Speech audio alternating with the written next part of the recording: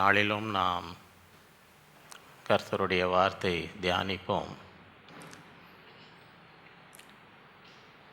இந்த நாளின் தேவ செய்தி இந்த ஜூன் மாதத்தின் வாக்குத்தத்த செய்தி, வாக்குத்தத்த வசனங்கள். தலைப்பு ஃபேட்னஸ், கொழுமை.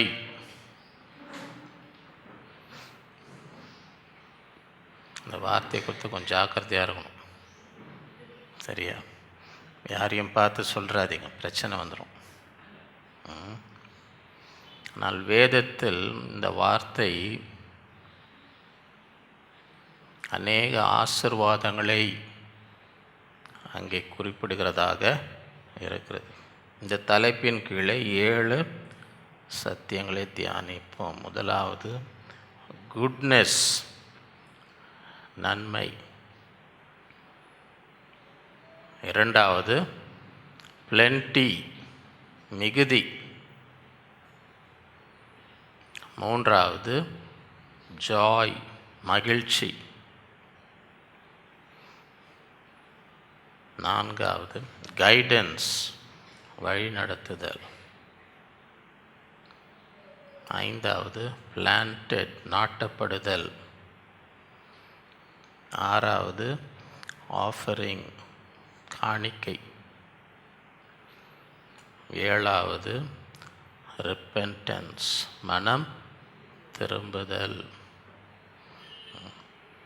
எத்தனை பேருக்கு இந்த மாதத்தில் இந்த 7 ஆசீர்வாதம் வேணும்? ஃபேட்னஸ், கொழுமை. முதலாவது குட்னஸ், நன்மை. எரேமியா 31:14. ஆசாரியர்களின் ஆத்துமாவை கொழுமையானவளினால் பூரிப்பாக்குவேன்.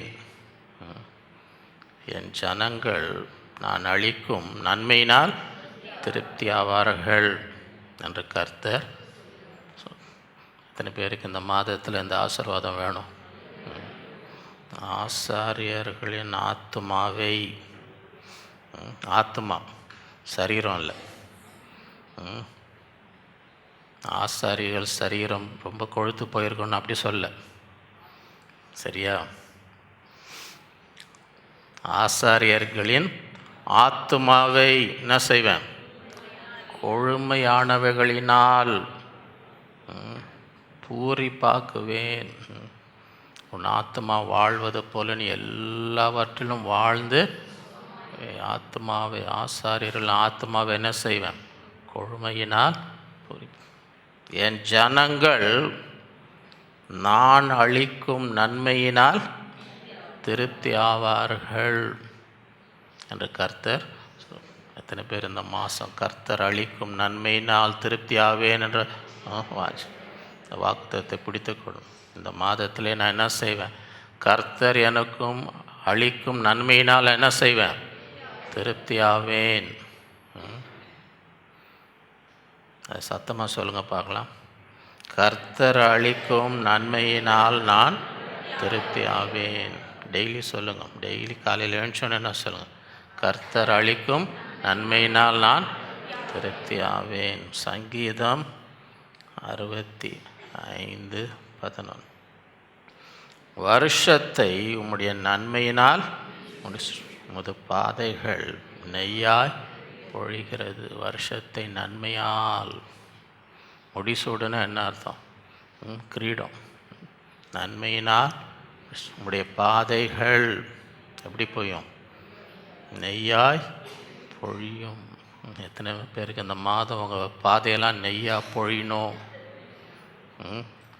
வாஞ்ச இருக்குதா? அல்லது உங்கள் பாதையெல்லாம் ஒன்றும் இல்லாமல் அப்படி இருக்கணும்னு ஆசை இருக்குது? உங்கள் பாதையெல்லாம் நெய்யாய் பொழியணும். ஒவ்வொரு நாளும் என் பாதைகள் எப்படி இருக்கும்? ஏன் என் பாதை நெய்யாக பொழினா? கர்த்தர் என்னை என்ன செஞ்சுருக்கிறார்? நன்மையால் முடிசூட்டிருக்கிறார். கிரீடத்தை போல நன்மை இந்த மாதத்திலே கர்த்தர் நம்மை முடிச்சுட்டு நன்மையால் முடிசூட்டி என் பாதைகள் நெய்யாய் பொழியும். விசுவாசிக்கணும். விசுவாசி இந்த மாதம் முழுதும் என் பாதைகள் ஆசீர்வாதம் நிரம்பி இருக்கும்.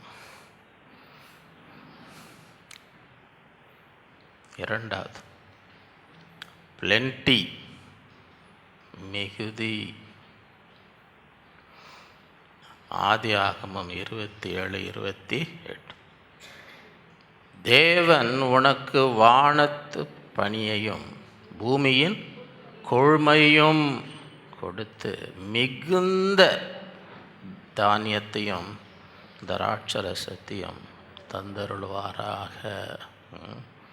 39வது வசனம். அப்பொழுது அவன் தகப்பனியாக ஈசாக்கு அவனுக்கு பிரதியுத்தரம், உன் வாசஸ்தலம் பூமியின் சாரத்தோடும் உயர வானத்திலிருந்து இறங்கும் பனியோடும் இருக்கும்.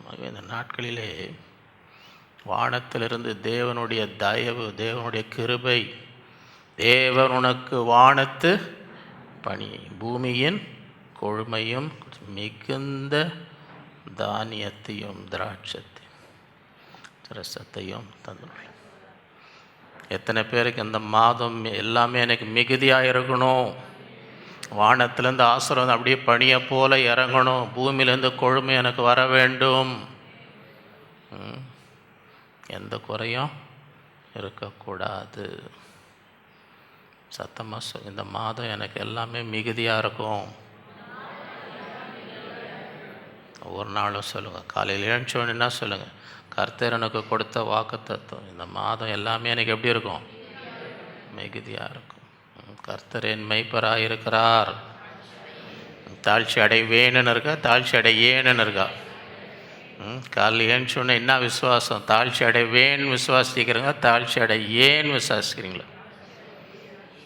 தமிழ் நல்லா கற்றுக்கோங்க, தப்பாக சொல்லிடாதீங்க. தப்பாக ஏன்னா ரொம்ப கிட்ட இருக்குது, ரொம்ப ரொம்ப வேணும் ஏணும், ரொம்ப ரொம்ப ரொம்ப கிட்ட இருக்குது. மிகுதியான அதுதான் கொழுமை. வானத்தின் பனி, பூமியிலிருந்து கொழுமை, எல்லாமே உனக்கு மிகுதியாய் இருக்கும்படி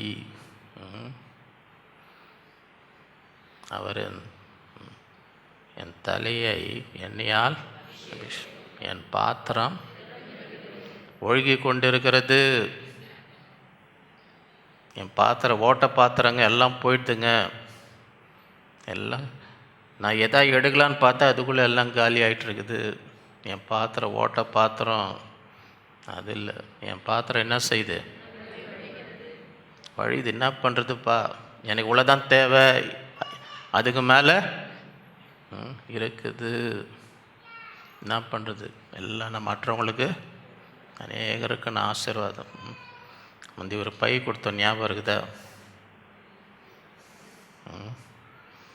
அது அந்த செமினார் நேரத்தில் அதை சொல்லாமல் இருந்திருக்கணும், சொல்லாமல் இருந்திருக்கணும். என்னான்னு சொல்லாமல் இருந்திருக்கணும், என்னான்னு சொல்லாமல் இருந்திருக்கணும். உங்களுக்கு தருவேன்னு சொல்லாமல் இருந்திருக்கணும். அந்த பையில் என்ன இருந்துச்சு? இந்த பக்கம் என்ன வசனம்? உன்னை ஆசீர்வதிக்கவே. சரியா? அந்த பக்கம் என்ன இருந்துச்சு? நீ ஆசீர்வாதமாய் இருப்பா. இப்போ என்ன சொன்னேன்? இந்த பையை வைத்து நீங்கள் உங்கள் குடும்பத்துக்கு தேவையானதெல்லாம் நீங்கள் வாங்க முடியும். ஏன்னா உங்களை கர்த்தர் அது மாத்திரம் வாங்கி மற்றவங்களுக்கு கொடுப்பீங்க. பை நிறைய வாங்கி இந்தாங்க இந்தாங்க, நீ ஆசீர்வாதமாய் இருப்பாய். விசுவாசி. என் பாத்திரம் நிரம்பி வழிதுன்னா அது உங்களுக்கும் குறை இல்லை, இன்னும் நிறையா இருக்குது, இன்னும் நிறையா இருக்குது. எத்தனை பேருக்கு அந்த ஆசீர்வாதம் வேணும்? மிகுதி. இந்த மாதம் எல்லாமே எனக்கு எப்படி இருக்கணும்? மிகுதியாக. அதானே இங்கே போட்டிருக்கு. தேவன் உனக்கு வானத்து பனியையும் பூமியின் கொழுமையும் கொடுத்து மிகுந்த தானியத்தையும் திராட்சரசத்தையும் தந்தோம். மிகுந்த மிகுந்த மிகுந்த 5 அப்பம் 2 மீன் தாங்க இருந்துச்சு. அங்கே ஆண்கள் மாத்திரம் எவ்வளோ பேர் இருக்காங்க?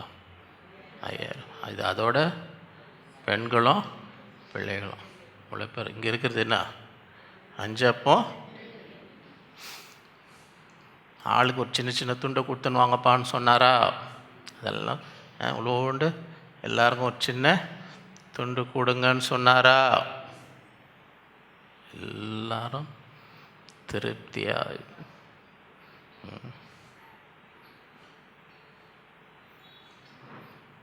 அப்பமும் மீனும் கொடுத்தா நல்லா இறங்குமா இறங்காதா?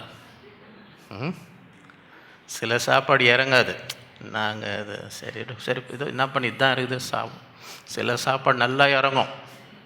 நல்லா இறங்குமா இறங்காதா?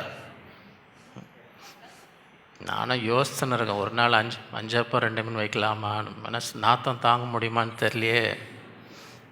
மீன் கவுச்சி அடிக்கும் பாருங்க. அது போகிறதுக்கு எவ்வளோ நாள் ஆகும்னு தெரியலையே. மீன் ரொம்ப விலைன்றாங்க. மீன் ரொம்ப ஏன்னு எனக்கு புரிய மாட்டேன். ஏன்னா அவன் வந்து கடலில் ஃப்ரீயாக தான் இருக்குது. இவனை காசு கொடுத்து வாங்கலை. ஆண்டவர் தான். இப்போ நீங்கள் கோழி அதெல்லாம் வளர்க்குறாங்க. இப்போ கோழி ஆடெல்லாம் அவனுக்கு சாப்பாடு போடணும், அதை பண்ணி எவ்வளோ வேலை இருக்குது. அதுக்கு ஒரு நிலம் வாங்கி வச்சுக்கணும். அதாவது அவனுக்கு எவ்வளோ செலவு இருக்குது. இது ஒன்றுமே இவன் ஒன்றும் வளர்க்கல, சும்மா தான் இருக்குதாங்க. சும்மா தான் இவங்க காசு போட்டு கொடுத்து எதாவது வளர்க்குற மீனுக்கு சாப்பாடு போடுறான்னா, ஏதாவது நிலம் வாங்கி இது பண்ணுற கடலில் சும்மா தான். அதுவும் கடலும் ஃப்ரீ. மீனுக்கு சாப்பாடும் எதுவுமே இவனுக்கு செலவு இல்லை. சரியா? இவனுக்கு செலவு வந்து அதை போய் பிடிச்சின்னு வரணும், அவ்வளோதான். அதுக்கு அவ்வளோ ஆகுதான்னு எனக்கு கொஞ்சம் சந்தம். கொஞ்சம் ரொம்ப இல்லை, கொஞ்சம். சும்மா போய் பிடிச்சின்னு வரத்துக்கு அவ்வளோ செலவாகுதா? மிகுந்த. இப்போ அவர்கள் எல்லாரும் திருப்தியாக சாப்பிட்டு மீதியாய் 12 கொடைகள். அதுதான் மிகுதி. அவங்களும் வயிறு நிறையா சாப்பிட்டாங்க. சாப்பிடுப்பா, இன்னும் வேணுமா சாப்பிடு, இன்னும் வேணுமா சாப்பிடு, இன்னொரு மீன் வேணுமா சாப்பிடு. இங்கே இஸ்ரேல் டூர் போயிருந்தோம் பாருங்க. இஸ்ரேல் அங்கே ஒரு இடத்துல வந்து இந்த கலிலேயா கடல் பக்கத்தில் அந்த அங்கே கொண்டு போய் நிறுத்துவாங்க. அங்கே ஹோட்டலில் சாப்பாடு. அங்கே வந்து பீட்டர்ஸ் ஃபிஷ்ஷுன்னு ஒரு பெரிய மீன் கொடுக்குறான், ஆளுக்கு ஒரு மீன். சரியா? அப்போ அங்கே அந்த மீனை சாப்பிட்டு அங்கே சர்வ் பண்ணுறவங்களுக்கு நான் கேட்டேன், இது என்ன ஒரு மீன் தான் தருவீங்களா, இன்னொன்று கேட்டிங்கன்னா தருவீங்கன்றான். ஃபஸ்ட்டு அதெல்லாம் சொல்லவே இல்லை. சாப்பிட்டு முடிச்சோம். நான் தனியாக கேட்குறேன், இது ஒன்று தான் தருவீங்களா, இன்னொன்று இல்லை ஒன்று தருவேன்றான். அங்கே வந்து குரூப்பாக வந்துனே இருப்பேன். இவ்வளோதான் டைம், இந்த டைமில் சாப்பிட்டு போயினே இருக்கும். அந்த நம்ம வந்து நின்னோடனே அடுத்த பஸ் வந்துனே இருக்கும். கடகடன்னு இவன் தரேன்ட்டு நாங்கள் பஸ்ஸு கிளம்புற வரைக்கும் எடுத்துனே வரல. அது ட்ரிக்காக என்னான்னு தெரில. முதலையும் சொல்ல மாட்டேன்றான். முதல்லையே சொல்லியிருந்த 2 எடுத்துணுவான்னு சொல்லியிருக்கலாம். முதல்ல சொல்லவே இல்லை. இது சாப்பிட்டு முடிச்சுட்டு நம்ம என்றைக்கோ வரோம், சரி இன்னொரு மீன் கிடைக்குமான்றேன் நான். தருவேன் சார்ன்றோம். தருவேன் சார்ன்னு போனதோட சரி, எங்கள் குரூப் போகிற வரைக்கும் ஆளே காணும்.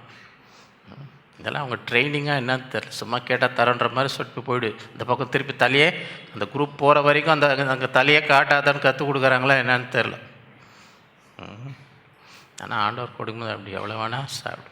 எல்லாம் மீன் வேணுமா ரொட்டி வேணுமா சாப்பிடு. அவர்களெல்லாம் திருப்தி ஆகி 12.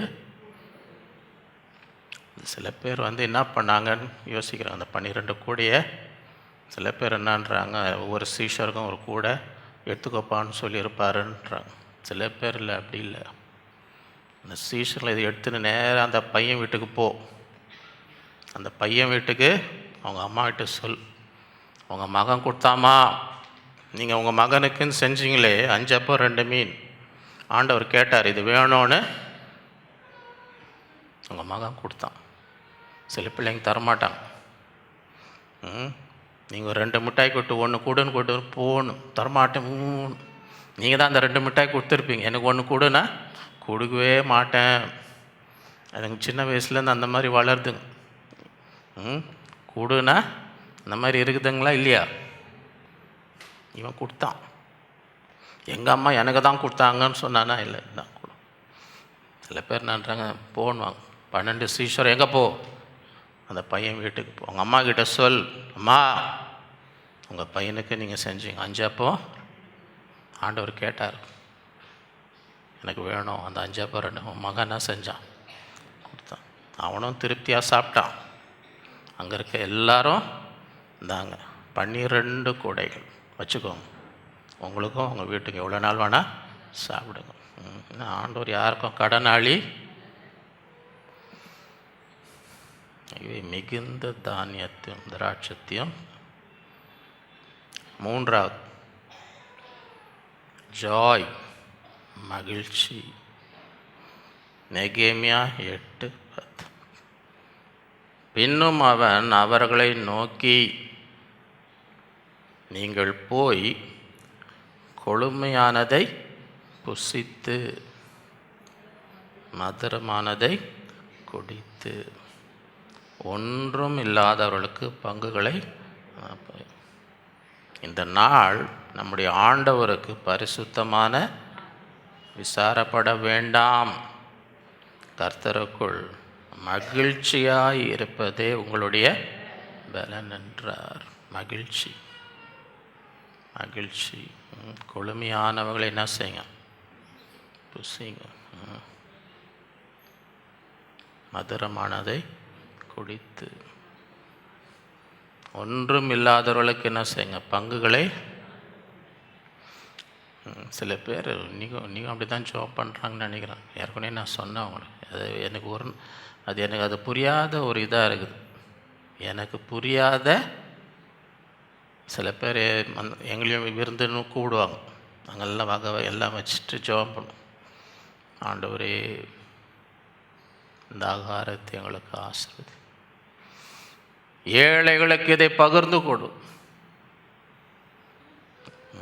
பண்ணி ஜெபம் பண்ணி முடிச்சு எல்லாத்தையும் சாப்பிட்டு முடிச்சு சட்டியை கழுவி சுரண்டி வச்ச ஏழைகளுக்கு எப்படி அங்கே போகுது? எப்படி அது ஏழைகளுக்கு இங்கேயே எல்லாம் சாப்பிட்டு முடிச்சு சுரண்டி ஒன்றும் மிச்சம் மீதி வைக்காமல் போய் பாத்திரத்தை கழுவி வச்சா ஏழைகளுக்கு எப்படி போவோம்? நீ கேள்விப்பட்ட அந்த மாதிரி ஜெபம் பண்ணுறதை கேட்டிருக்கீங்களா? ஏழைகளுக்கு எப்படி ஆண்டவர் பகிர்ந்து கொடுப்பார்? நீங்களே எல்லாத்தையும் சாப்பிட்டு முடிச்சா ஏழைங்களுக்கு எப்படி அது போய் சேரும்? இங்கே என்ன போட்டிருக்கு? ஒன்றும் இல்லாதவர்களுக்கு பங்குகளை அனுப்புங்கள். எடுத்துன்னு போய் கொடு. அங்கே இருக்கிறான், ஒன்றும் இல்லாமல் இருக்கிறான், பசியில் இருக்கிறான், போய் கொடு. நீயே எல்லாத்தையும் சாப்பிட்னு ஏழைக்கு ஆண்டவர் வந்து எப்படி பங்கு கொடு? எல்லாம் ஏப்பம் விட்டுன்னு இருந்தால் சாப்பிட்டுட்டு எப்படி அது ஏழைக்கு போவோம்?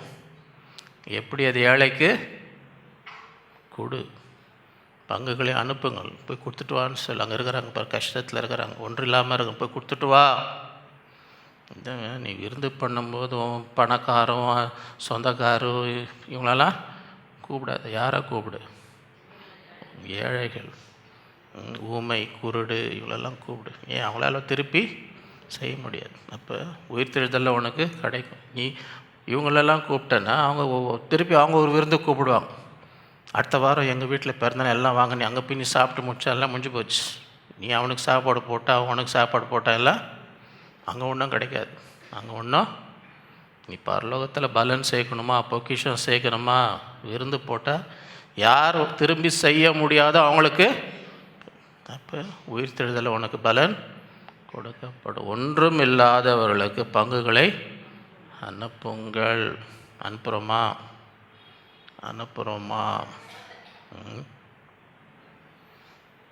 நான் சொன்ன கதை உங்களுக்கு ஞாபகம் இருக்குமான்னு தெரில. அந்த காலத்தில் இங்கே தான் இங்கே பக்கத்து இந்த ரோட்டில் ஒரு சின்ன பொட்டி கடை மாதிரி இருக்கும். அங்கே எங்கேயோ இருந்து பிரியாணி பேக்கெட் வரும்.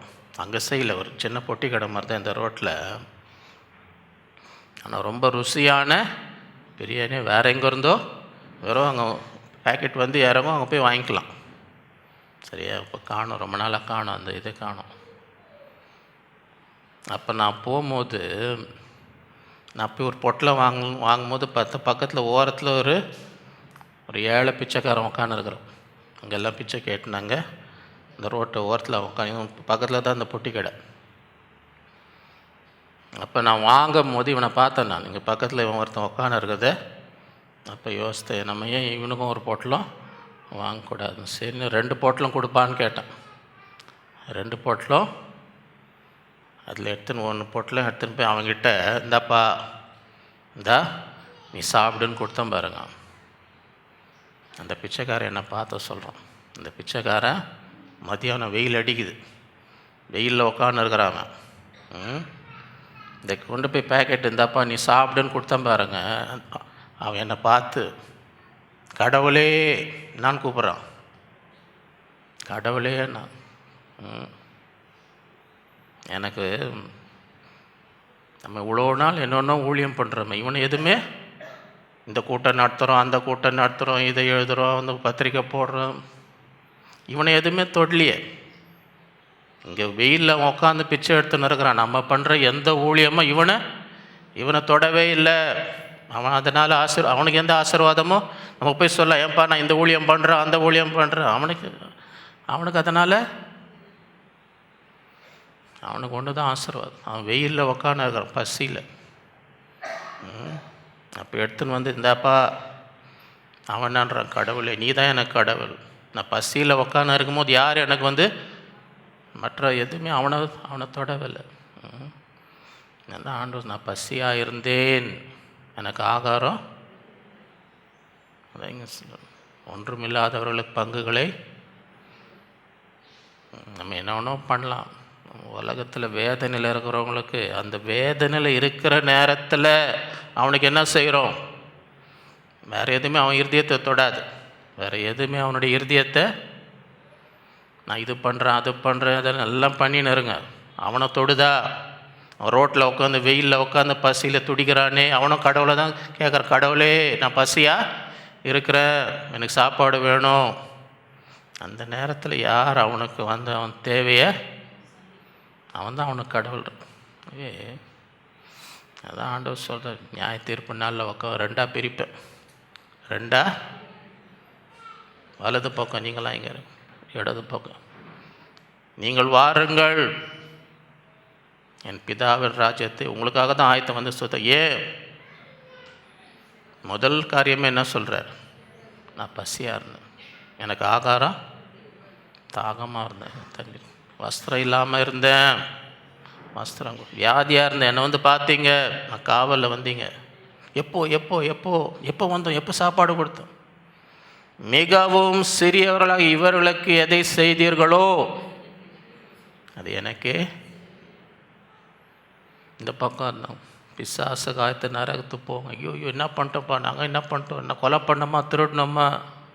முதல் காரியம் என்ன சொன்னார், நான் பசியாக இருந்தேன், என்ன செய்யலை, கொடுக்கல. நான் வஸ்திரம் இல்லாமல் இருந்தேன், எனக்கு என்ன செய்யலை. நான் வியாதியாக இருந்தேன், வந்து கூட என்ன எப்போ எப்போ எப்போ எப்போ இந்த பேர் எப்போ பசியாக, மிகவும் சீரியலாக இவர்களுக்கு எதை செய்யவில்லையோ அது எனக்கே. அந்த நிலைமை வரக்கூடாது. நியாய தீர்ப்பினால் அந்த நிலைமை வரக்கூடாது. ஒன்றும் இல்லாதவர்களுக்கு பங்குகளை. இந்த நாள் நம்முடைய ஆண்டவருக்கு பரிசுத்தமானால் விசாரப்பட வேண்டாம். கர்த்தருக்குள் மகிழ்ச்சியாயிருப்பதே உங்கள். இந்த மாதம் முழுதும் நான் பலமாக இருக்கணும். பலமாக இருக்கணும்னா எப்படி இருக்கணும், கர்த்தருக்குள் எப்படி இருக்கணும், மகிழ்ச்சியாக இருக்கும். தேவனுடைய ராஜ்யம் புசிப்பும் குடிப்பும் அல்ல, அது நீதியும் சமாதானம் பரிசுத்த ஆவினால் உண்டாகும் சந்தோஷம். அந்த மகிழ்ச்சியை பெற்றுக்கொள்ளணும். நாளெல்லாம் வந்து ஒவ்வொரு நாளும் துக்கத்துலேயும் கண்ணீர்லையும் என்ன செய்யக்கூடாது. ஏன்னா ஒரு சகல ஆறுதலின் வந்து என்ன துக்கம் எது இருந்தாலும் ஆண்டவர்கிட்ட என்ன செய்யணும், ஆறுதலை பெற்றுக்கொண்டு அதில் மகிழ்ச்சியில் தான் பல. நீங்கள் துக்கமாகவே இருந்து பாருங்கள், உடம்பு ரொம்ப பலவீனமாகிடும். எப்பவுமே நீங்கள் துக்கத்தில் இருந்தீங்கன்னா உங்கள் உடம்பு என்ன ஆகும், பலவீனம். கர்த்தருக்குள் மகிழ்ச்சியாக இருப்பதே உங்கள். சங்கீதம் 63:5 நினத்தையும் கொழுப்பையும் உண்டது போல என் ஆத்மா திருப்தியா, என் வாய் ஆனந்த களிப்புள்ள உதடுகளால் உம்மை போற்றும். ஐயோ, ஆனந்த களிப்புள்ள உதடு. எத்தனை பேருக்கு இந்த மாதம் முழுதும் ஆனந்த களிப்புள்ள உதடுகள் வேணும்? மாதம் முழுதும் சந்தோஷமாக இருக்கணும்னு ஆசை இருக்குதா?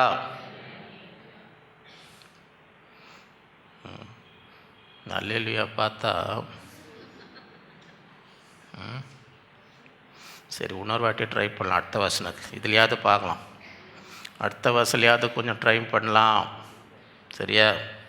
சங்கீதம் 36:8 உமது ஆலயத்தில் உள்ள சம்பூரணத்தினால் திருப்தி அடைவார்கள். எத்தனை பேருக்கு அந்த ஆசீர்வாதம்? ஆலயத்தின் சம்பூர்ணத்தினால், தேவனுடைய ஆலயத்தில் இருக்கிற அத்தனை ஆசீர்வாதங்களும் ஆலயத்தினுடைய கொழுமையினால், உமது ஆலயத்தில் உள்ள சம்பூர்ணத்தினால் திருப்தி அடைவார்கள். உமது பேரின்ப நதியினால் ஒரு தாகத்தை தீர். எத்தனை பேருக்கு இந்த மாதத்து பேரின்பம் நதியை போல் அவங்க வாழ்க்கையில் வரணும்? ஏற்கனவே வாண்ட் பண்ண, இன்னொரு சான்ஸ் தரேன்னு. சரியா? சரி, இன்னொரு சான்ஸ் தரேன். எத்தனை பேருக்கு இந்த மாதம் பேரின்பம் நதியை போல் வரணும்? ஒவ்வொரு நாளும் அதை சொல்லுங்க. காலையில் எழுந்துச்சு, இந்த நாளிலே பேரின்பம் நதியை போல வாழ்க்கையில் வரும். கர்த்தர் என்னை மகிழ்ச்சியால் திருப்தியாகும், என் துக்கத்தை எல்லாம் சந்தோஷமாய் மாற்றுவார். பேரின்ப நதி. விசுவாசிங்க, ஆண்டவரே இந்த மாதம் முழுவதும் உடைய பேரின்பம் ஒரு நதியை போல என் வாழ்க்கையில் வரட்டும், என் குடும்பத்தில் வரட்டும். எத்தனை பேர் குடும்பத்தை நல்லா சந்தோஷமாக இருக்கணுன்ற ஆசை இருக்குது? இருக்குதா இல்லையா? மாதம் முழுதும் குடும்பம் சந்தோஷமாக இருக்கணும்னு ஆசை இருக்குதா? நாங்கள் இப்போனா அப்படி எங்கேயும் போகிறதில்ல. அந்த காலத்துலலாம் அந்த போதகருங்க திடீர்னு போய் நிற்பாங்க. ஹவுஸ் விசிட்டிங் கேள்விப்பட்டிருக்கீங்களா? ஹவுஸ் விசிட்டிங் விசுவாசிங்களுக்கு தெரியாது. திடீர்னு வந்து கதவு யாருன்னு பார்த்தா ஹவுஸ் விசிட்டிங். ஐயோ ஐயோ, சில பேர் வீடெல்லாம் குப்பங்குளமாக, ஐயோ ஐயோ ஐயோ, சில பேர் ஐயோ சர்க்கரை இல்லையே, பால் இல்லையே. ஞாபகம் இருக்குது அந்த காலம்லாம். நான் போகிறது கிடையாது. சொல்லாமல் கொள்ளாமல் நான் யார் வீட்டுக்கும், வேறு ஒரு தேசத்துக்கு, நம்ம சபையாளுங்க தான், வேறு ஒரு தேசத்துக்கு, நான் அந்த தேசத்தை அவங்களுக்கு சொல்ல, நான் அந்த தேசத்துக்கு வரோன்னு அவங்களுக்கு தெரியாது. சரியா? அங்கெல்லாம் வந்து செக்யூரிட்டி மேலே ஃப்ளாட்ஸில் இருந்தாலும் அங்கே கீழே கேமரா இருக்கும். நம்ம எந்த வீட்டு நம்பரோ அந்த நம்பரை அடிக்கணும்.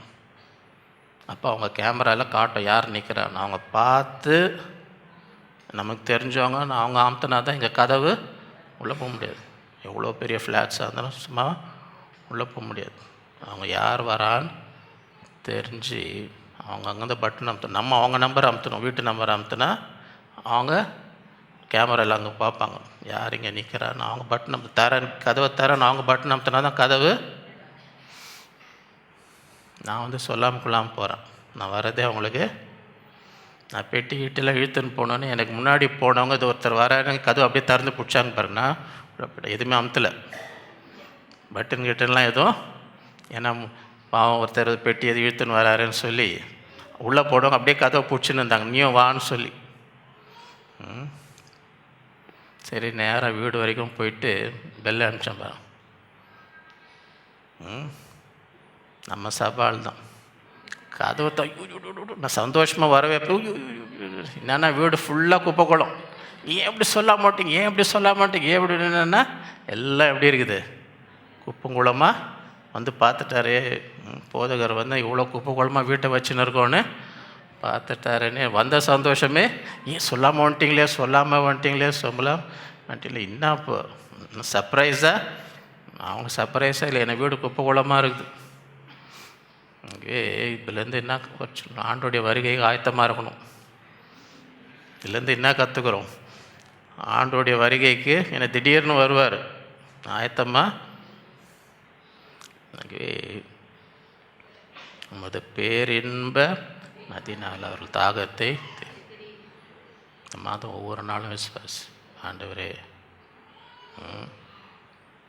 சிறுமைப்பட்ட நாட்களுக்கும் துன்பத்தை கண்ட சரியாய் எங்களை வாழ்நாளெல்லாம் மகிழ்ந்து கழிக்கிறோம். காலையிலே உடைய கிருபையால் எங்களை காலையில் எழுந்துச்சோன்னே அந்த வசனத்தெல்லாம் சொல்லி ஜெபம் பண்ணுங்க. சந்தோஷம், மகிழ்ச்சி, பேரின்பம் நதி என் குடும்பத்தில் பாயணும், என் இருதயத்தில் பாயணும். ஒவ்வொரு நாளும் நதியை போல ஆண்டவருடைய பேரின்பம், சந்தோஷம், மகிழ்ச்சி. அதான் கொழுமை. கொழுமையான புஸ்திகள் விசனமாக இருக்காது. கர்த்தருக்குள் மகிழ்ச்சியாக இருப்பதே உங்களுடைய வேலை. 4வது கைடன்ஸ், வழி நடத்துதல். ஏசாயா 58 கர்த்தர் நித்தமும். நித்தமும்னா என்ன அர்த்தம்? எப்பொழுதும் எப்பொழுதும் நித்தமும் உன்னை நடத்தி. எத்தனை பேருக்கு ஆண்டவர் நித்தமும் உங்களை வழி நடத்தணும்னு ஆசை? ஒவ்வொரு நாள் ஆண்டவரே நித்தமும் என்னை வழி நடத்தும், இந்த நாளிலே என்னை வழி நடத்தும், இந்த மாதத்திலே என்னை வழி நடத்தும். மகா வறட்சியான காலங்களில் உன் ஆத்மாவை திருப்தியாகி. எல்லா இடத்துலையும் வறட்சி, மகா. அந்த காலத்தில் கர்த்தர் ஒன்று என்ன செய்வார்? உன் ஆத்மாவை போலும் எலும்புகளை என்ன உள்ளதாக்குவார். நீ எலும்பு தோலமாக இருக்க மாட்டேன். மகா வறட்சியான காலத்தில் உன் எலும்புகளை நினமுள்ளமாக்குவார். நீர் பாய்ச்சலான தோட்டத்தில் வற்றாத நீரூற்றை போலவும் இருப்பாய். இத்தனை பேர் அதை விசுவாசிக்கிறீர்கள். கர்த்தர் அப்படி என்னை ஆசீர்வதிப்பார், நித்தமும் என்னை என்ன செய்வார்? வழி நடத்துவார். ஏசாயா 55:2 நீங்கள் அப்பம் அல்லாததற்காக பணத்தையும் திருப்தி செய்யாத பொருளுக்காக உங்கள் பிரயாசத்தையும் செலவழிப்பானேன்.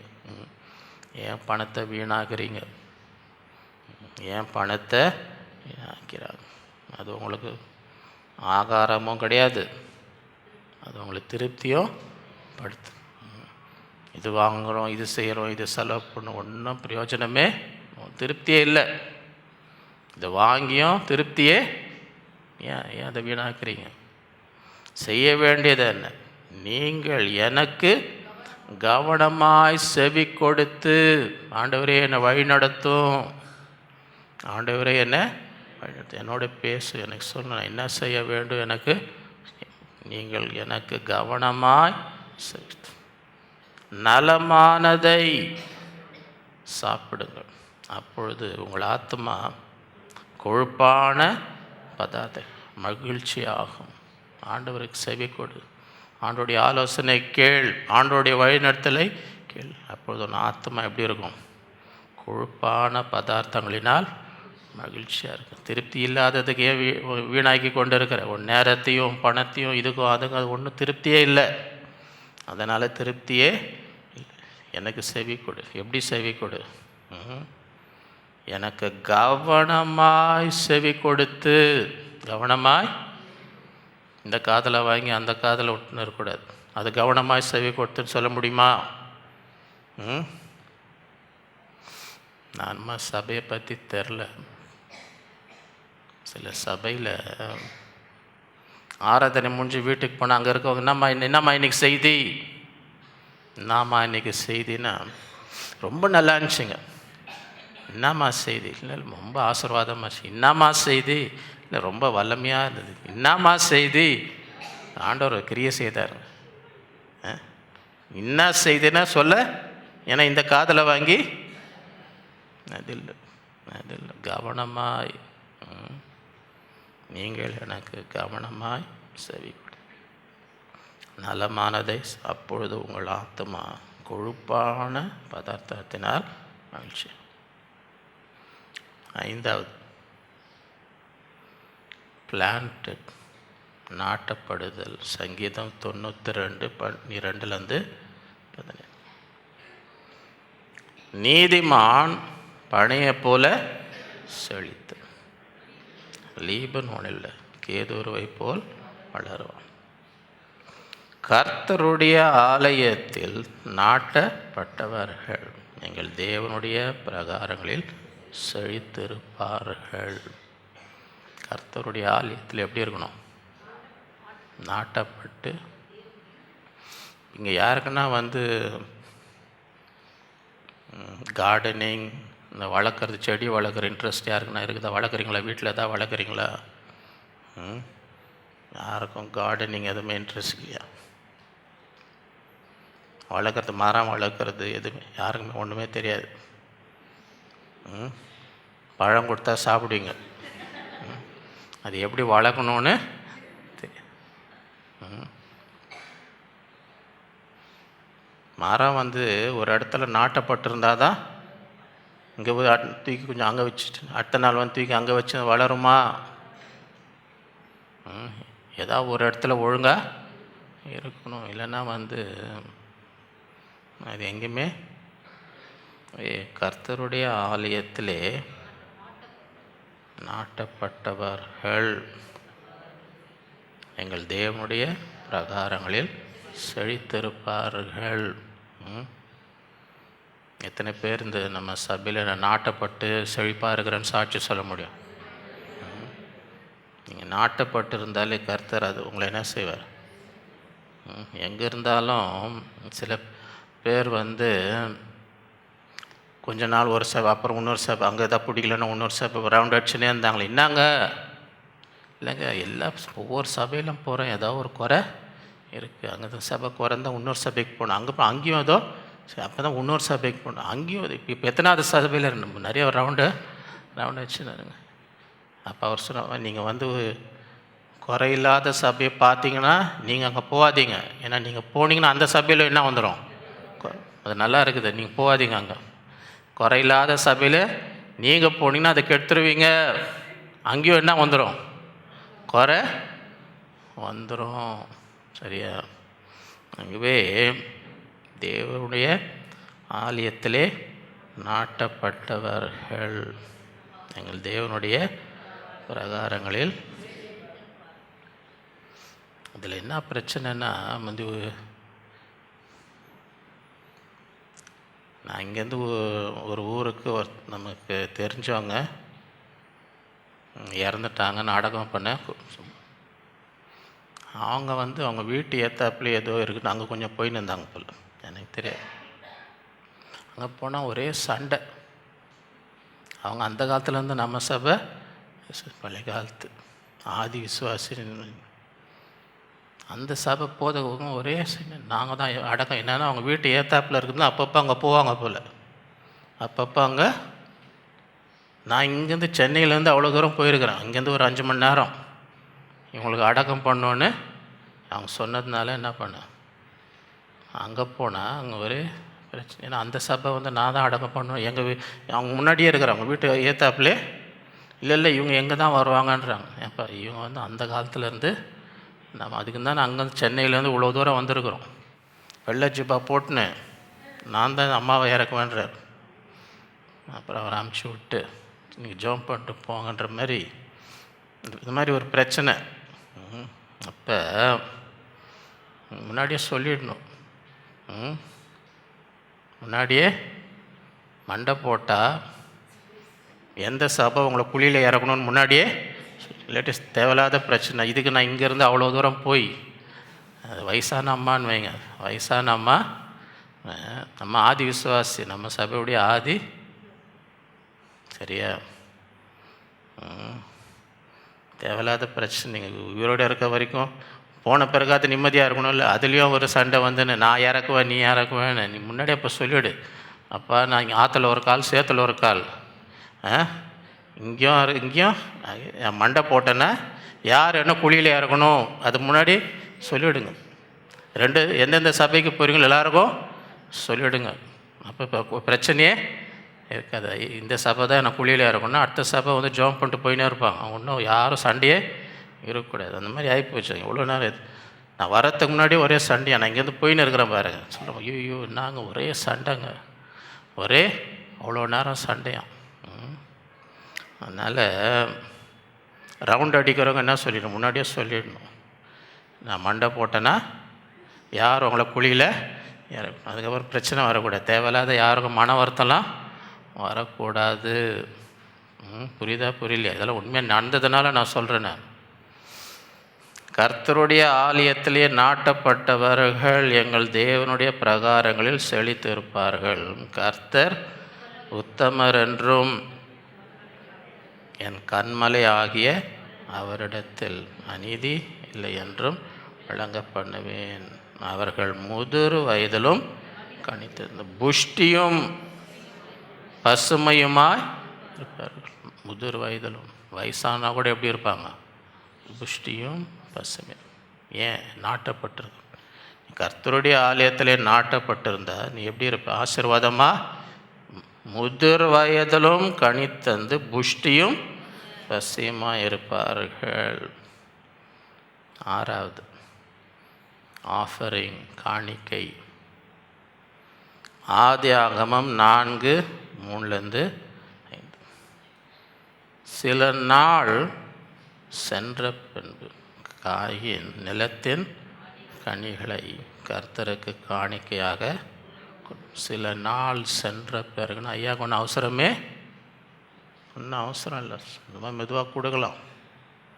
இங்கிலீஷில் இந்த கோர்ஸ் ஆஃப் டைம், காலம் போகிற போக்கில் ஐயா தான் செஞ்சிடறான். போகிற போக்கில் அது ஒன்றும் அவசரம் இல்லைப்பா, நம்ம எல்லாம் செலவெல்லாம் பார்த்துட்டு போகிற போக்கில் ஏதாவது ஒரு நாள் என்ன பண்ணலாம். சில நாள் சென்ற பின் காயின் நிலத்தின் கனிகளை கர்த்தருக்கு காணிக்கையாக கொண்டு வந்தான். ஆபேலும் மந்தையின் தலையீற்றுகளிலும் அவைகளில் கொழுமையானவைகளில் சிலவற்றை கொண்டு வந்தோம். தலையீற்று நல்லா கவனிங்க. ஆண்டவருக்கு கொடுக்கணும் இருக்கிறதுலையே. ஏன்னா ஆண்டவர் தன்னுடைய சிறந்ததை, தன்னுடைய ஒரே பேரான குமாரனை நமக்காக தன்னுடைய அதோட சிறந்தது அவர்கிட்ட எதுவுமே, அதை விட என்ன இருக்குது? தன்னுடைய ஒரே பேர் சொந்த குமாரன் என்று பாராமல் அவருக்கு கொடுக்கும்போது எப்படி கொடுக்கணும்? ஆபேலும் தன் மந்தையின் தலையீற்றுகளிலும் அவைகளில் கொழுமையானவர்கள் சிலவற்றை கொண்டு வந்து ஆபேல் அவன் காணிக்கையும் கர்த்தர் அங்கீகரித்தார். ஆண்டவர் பார்க்குறார், என்ன வச்சுக்கின்னு என்ன கொடுக்குறோம், என்ன வச்சுக்கின்னு என்ன கொடுக்குறோம். காயினையும் அவன் காணிக்கையும் கர்த்தர் அங்கீகரிக்கவில்லை. அப்பொழுது காயினுக்கு மிகவும் எரிச்சல், அவன் முகநாடி கொடுக்குறதெல்லாம் ஆண்டவர் அங்கீகரிக்கிறான்னு நினச்சின்னு இருக்காதீங்க. பைபிள் எதை முதல் காணிக்கை கொடுத்ததெல்லாம் வாங்கிக்கல, கொடுத்ததெல்லாம் வேணான்ட்டார். காயின்னு வேணாம், அவன் காணிக்க வேணாம், போயிட்டு வா. ஆபேல் தன் மந்தையின் தலையீற்றுகளிலும் அவைகளில் கொழுமையானவர்களும் சிலவற்றை ஆண்டவர் கொடுக்கணும். தன்னை இடத்துல இருக்கிறதுல சிறந்ததை கொடுக்க வேண்டும். அப்போ தான் ஆண்டவர் அந்த காணிக்கை என்ன செய்வார்? அங்கீகரிப்பார். முந்தைய சொன்னேன் நான், 500 ரூபாவும் 1 ரூபாவும் எங்கெல்லாம் போனேன்.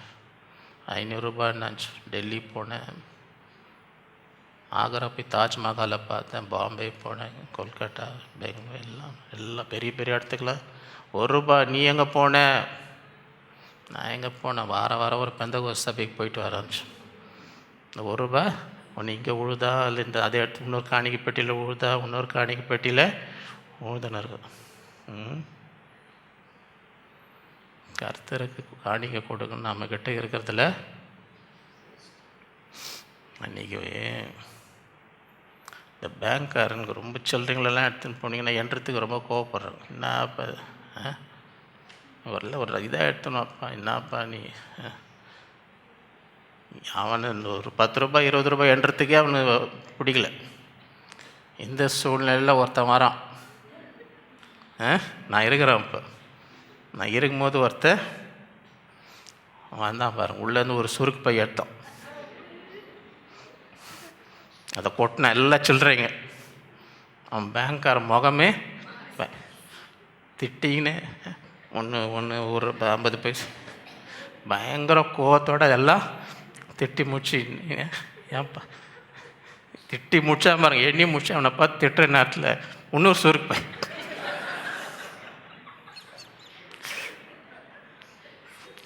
இந்த முதல் சுருக்கு பைக்கு அவனுக்கு அவ்வளோ கோவம். இதை போய் என்ன வைக்க அவனு ஒன்றுமே ஏறல, அவ்வளோ நேரம் திட்டுறான்னு. அப்போ தான் அந்த திட்டி முடிச்ச உடனே உள்ளேருந்து இன்னொன்று எடுக்கிறான். இந்தாங்க,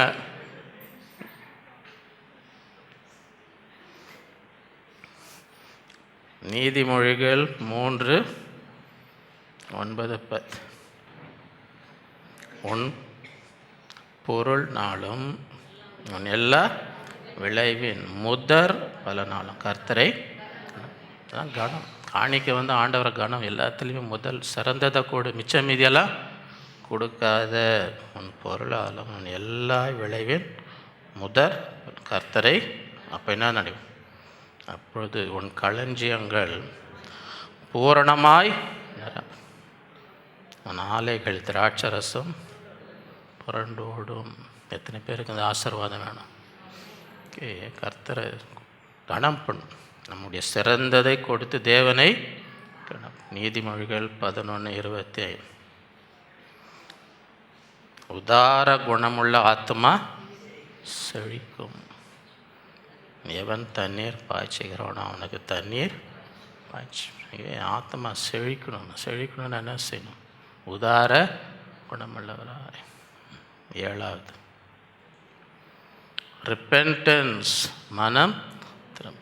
லூக்கா 15:10-32. அதுபோல்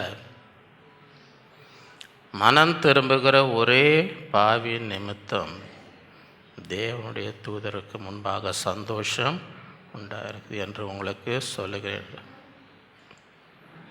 பின்னும் அவர் சொன்னது, ஒரு மனுஷனுக்கு 2 குமாரர் இருந்தார்கள். அவர்களில் இளையவன் தகப்பனை நோக்கி, தகப்பனே, ஆஸ்தியில் எனக்கு வரும் பங்கு எனக்கு தர வேண்டும் என்று. அந்தபடி அவன் அவர்களுக்கு தன் ஆஸ்தியை பங்கிட்டு கொடுத்தான். சில நாளுக்கு பின்பு இளைய மகன் எல்லாவற்றையும் சேர்த்து கொண்டு தூர தேசத்துக்கு புறப்பட்டு போய் அங்கே துன்மார்க்கமாய் ஜீவனம் பண்ணினான். தன் ஆஸ்தியை அழித்து போட்டு எல்லாவற்றையும் அவன் செலவழித்த பின்பு அந்த தேசத்தில் கொடிய பஞ்சம் உண்டாயிற்று. அப்பொழுது அவன் குறைவுபட தொடங்கி அந்த தேசத்து கொடிகள் ஒருவிடத்தில் போய் ஒட்டி கொண்டான். அந்த குடியானவன் அவனை தன் வயல்களில் பன்றிகளை மேய்க்கும்படி அனுப்பினான். அப்பொழுது பன்றிகள் தின்கிற தவிட்டினாலே தன் வயிற்றை நிரப்ப ஆசையாயிருந்தான். ஒருவனும் அதை அவனுக்கு பண்ணி சாப்பிடுறது இவன் பார்த்துன்னு இருக்கான். இவனால் சாப்பிட முடியல, கிடையாது, நீ சாப்பிடக்கூடாது, அப்புறம் பண்ணிக்குதான். அவனுக்கு புத்தி தெளிந்த போது, அது வரைக்கும் ஒரு மயக்கத்தில் இருக்கிறான். சொத்தெல்லாம் கூட இப்போது எல்லாம் அனுபவி, எல்லாம் காலி ஆயிடுச்சு, பஞ்சம். பன்றி சாப்பிட்றது கூட இவனுக்கு அப்போ தான் என்ன வருது?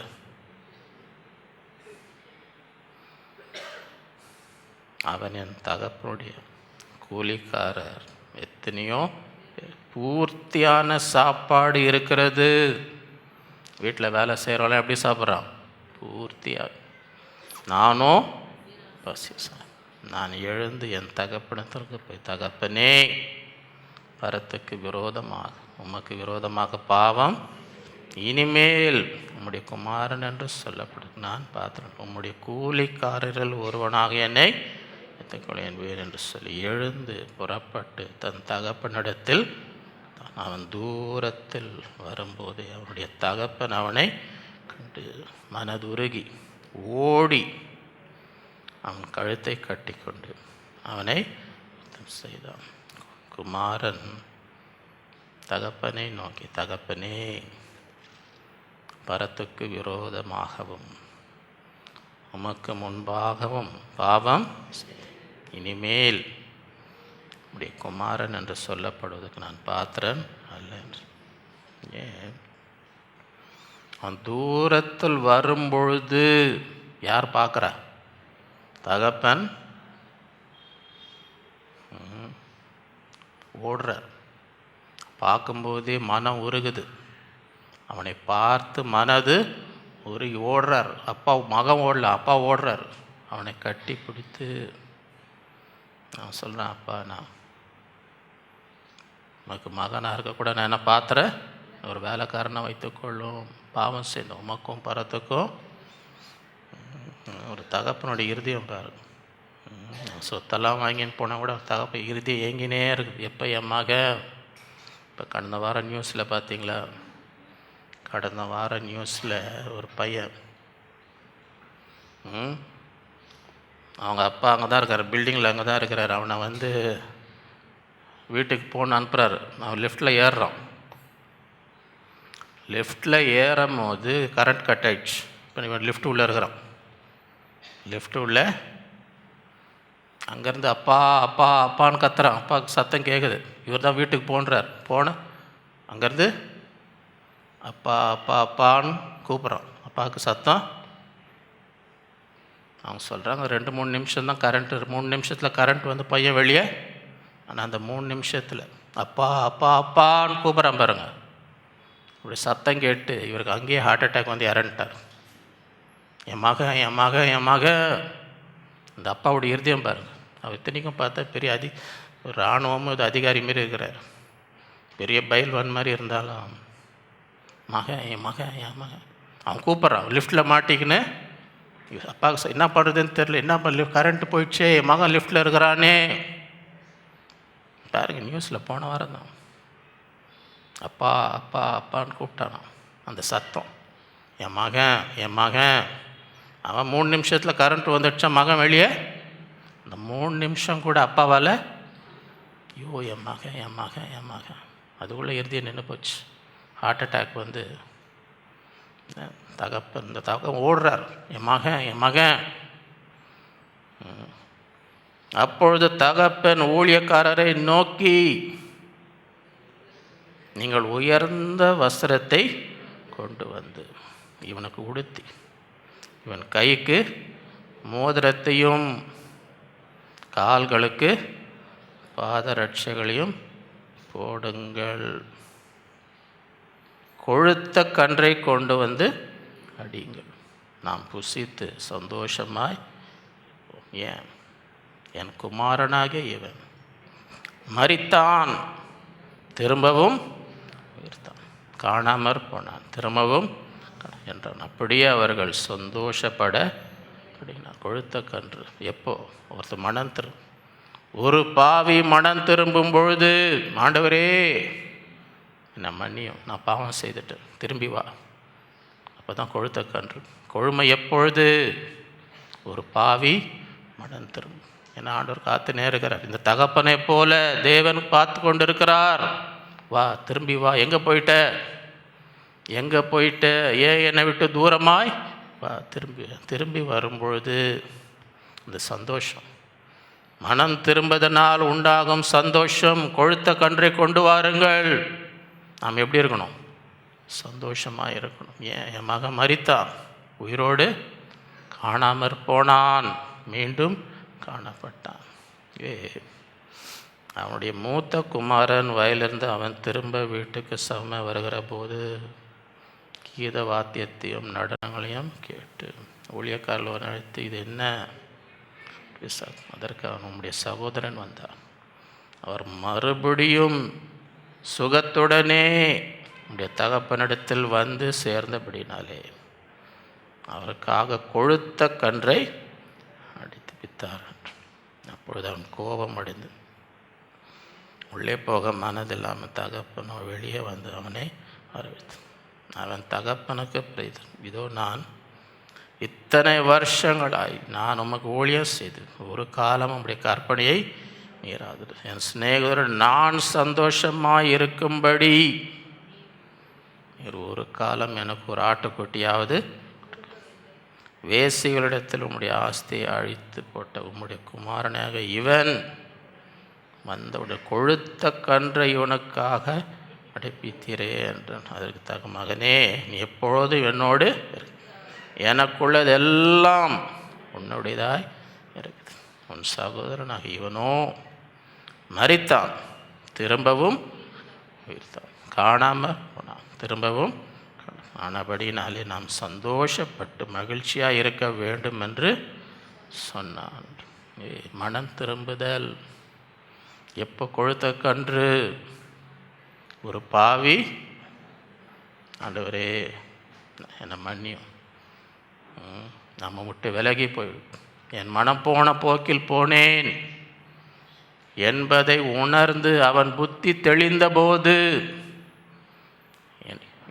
யாருக்கெல்லாம் புத்தி தெளிந்து தேவனை விட்டு தூரமாய் போனால் எனக்கு நன்மை இல்லை, தேவனை தேடி வர வேண்டும், திரும்ப ஆண்டவரிடத்தில் ஆண்டவர் காத்துனே இருக்கிறார், வா வா வா, அப்போ தான் கொழுத்த சந்தோஷமாக இருக்கும். என் மகன் திரும்பி வந்து விட்டான், மரித்தான், உயிரோடு வந்திருக்கிறான், காணாமற் போனான், இப்பொழுது கண்டுபிடிக்கப்பட்டு. ஆகவே இந்த நாட்களிலே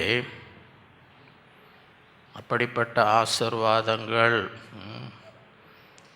கொழுமையின் 7 முதலாவது குட்னஸ், நன்மை, நன்மையால் முடிசூட்டுகிறார், என் பாதைகள் நெய்யாய். இரண்டாவது பிளென்டி, மிகுதி, கர்த்தர் வானத்தின் பணியினால் பூமியின் கொழுமையினால் உனக்கு எல்லாம் மிகுந்த தானியத்தை தருவார்.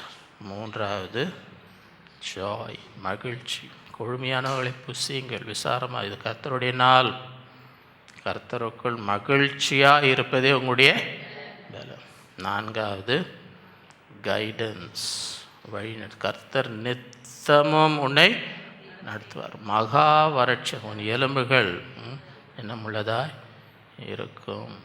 ஐந்தாவது பிளான்டட், கர்த்தருடைய ஆலயத்திலே நாட்டப்பட்டிருந்தால் முதிர் வயதில் எப்படி இருப்பாங்க? புஷ்டியும் கனித்தந்து வீட்டின் சம்பூர்ணத்தில், தேவனுடைய ஆலயத்தின் சம்பூர்ணத்தால் ஆசீர்வதிக்கப்படுவார்கள். ஆறாவது ஆஃபரிங், காணிக்கை, ஆபேல் முதலீட்டிலும் அவைகளில் கொழுமையானவர்களையும் அதை அங்கீகரித்தார். காயினுடைய காணிக்கை என்ன செய்யல? ஆண்டவருக்கு கொடுக்கும் பொழுது நமக்குள்ளே இருக்கிறத கனம் பண்ணு, எல்லாரையும் முதலீட்டிலும் கர்த்தரை, அப்போது நிரம்பி வழியும், அப்பொழுது ஆசீர்வாதம் நிரம்பி. ஏழாவது ரிப்பென்டன்ஸ், மனம் திரும்பு, ஒரு பாவி மனம் திரும்ப பரலோகத்தில் மிகுந்த புத்தி தெளிந்து, ஆண்டவரே நான் செய்தது தவறு, நம்மை விட்டு நான் தூரம் போனது தவறு என்று ஆண்டவரிடத்தில் திரும்பும் பொழுது, கொழுத்த கன்றை அடியுங்கள், நான் மகிழ்ச்சியாக இருக்க வேண்டும், என் மனம் திரும்பி என் மகன் வந்திருக்கிறான். இந்த நாட்களில் அப்படிப்பட்டவர்களாக சில பேருக்கு இந்த மாதம், இந்த 7 மாதம் கொழுமையான மாதம், நன்மை நிறைந்த மாதம். ஒவ்வொரு நாளும் இந்த வாக்குத்தத்தத்தையெல்லாம் என்ன செய்யணும்? பிடித்து கொள்ளணும். கர்த்தர் அப்படிப்பட்ட ஆசீர்வாதத்தினாலே இந்த மாதத்தை நாம் ஒவ்வொருவருக்கும், ஒவ்வொரு குடும்பத்துக்கும் ஆசீர்வதிப்பாராக. நாம் ஜெபிப்போம்.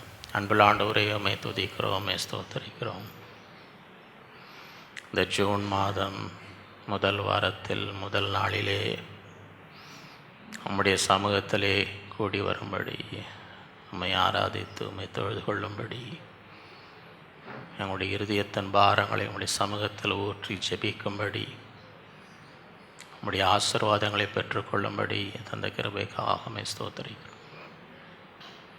இந்த நாளிலும் எங்களோடு நீர் பேசின ஒவ்வொரு வாக்குத்தத்த வசனங்களுக்காக உம்மை ஸ்தோத்திரிக்கிறோம். நம்முடைய கொழுமையினால் எங்களை திருப்தியாக, நன்மையால் திருப்தியாக, நம்முடைய பாதைகள் நெய்யாய் பொழியும். இந்த மாதம் முழுதும் உம்முடைய நன்மையால் திருப்தியாகும். வானத்தின் பணியினாலும் பூமியின் கொழுமினாலும் மிகுதியான தியானம் எந்த குறையில்லாமல் இந்த மாதம் சம்பூர்ணமாய் வாழும்படி ஒவ்வொருவருக்கும் நெருக்கிறபை தருவீராக. இந்த நாட்களிலே எங்களை நித்தமும் வழி நடத்துகிறது. மகா வறட்சியான எங்கள் எலும்புகளை நிலமுள்ளமாகிறது. எப்பொழுதும் கவனமாய் உம்முடைய வார்த்தைக்கு செவி கொடுக்கும்படி எங்கள் ஒவ்வொருவருக்கும் நிற்கிறபை தருவீராக. ஒவ்வொருவரையும் நீர் வழி நடத்தும். இந்த நாட்களிலே எப்பொழுதும் உணர்வுள்ள இருதயத்தை தார். புத்தி தெளிந்து நம்மை விட்டு தூரமாய் போனோர் மனம் திரும்பி ஓடி வரும்படி செய்வீராக. அப்படி கொழுமையினால் அவளை திருப்தியாகும். இந்த நாட்களிலே உம்முடைய மகிழ்ச்சி, கர்த்தருக்குள் மகிழ்ச்சியாயிருப்பதே உங்கள் பேரின்ப நதி இந்த மாதம் முழுவதும் ஒவ்வொரு குடும்பத்திலும் உடைய மகிழ்ச்சி, உடைய பேரின்பம் நிரப்பும்படி நாங்கள் ஜெபிக்கிறோம். பலத்தினால் இடை கட்டுவீராக. ஒவ்வொருவரையும் நீர் ஆசீர்வதியும். இந்த நாளில் தியானித்த ஒவ்வொரு ஆசீர்வாதம் ஒவ்வொரு குடும்பத்தின் மீது வந்து இறங்கி பலிக்கும்படி நாங்கள் செய்வோம். முடிசூட்டும், நன்மையால் முடிசூட்டும். எல்லா பாரங்களை நீக்கும், கவலைகளை நீக்கும்.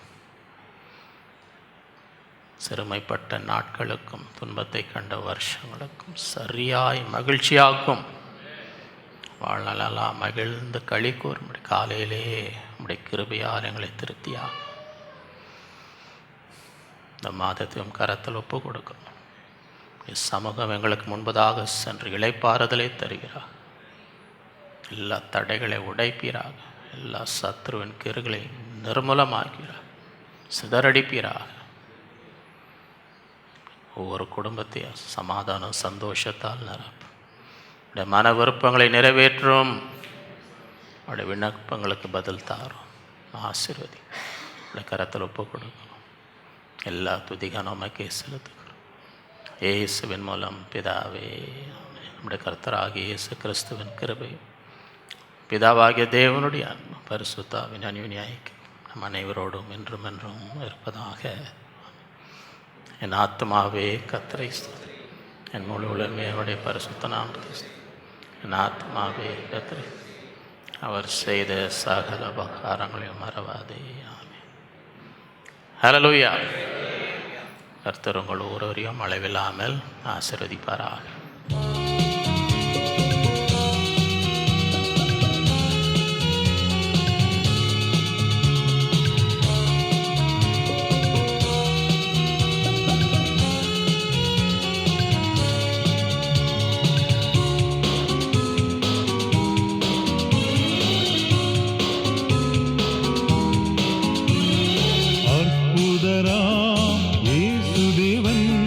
வல்லமை வெளிப்படுது.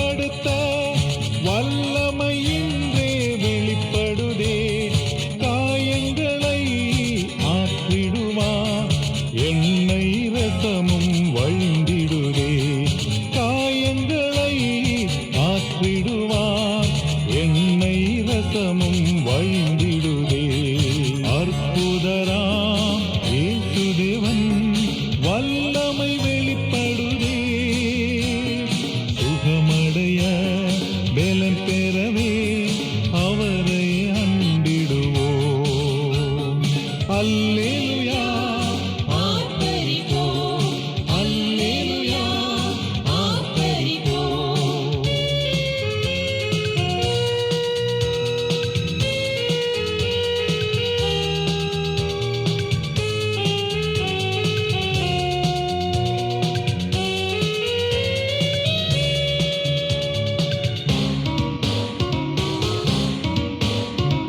பாவத்தில் அமிழ்ந்த யாவரையும் தூக்கிய நிறுத்தி காத்தனரே, பாவத்தில் அமிழ்ந்த யாவரையும் தூக்கிய நிறுத்தி காத்தனரே, ஆத்துமாவை குணப்படுத்தி அகமதில் மகிழ்ச்சி அளித்தனரே, ஆத்துமாவை குணப்படுத்தி அகமதில் மகிழ்ச்சி அளித்தனரே.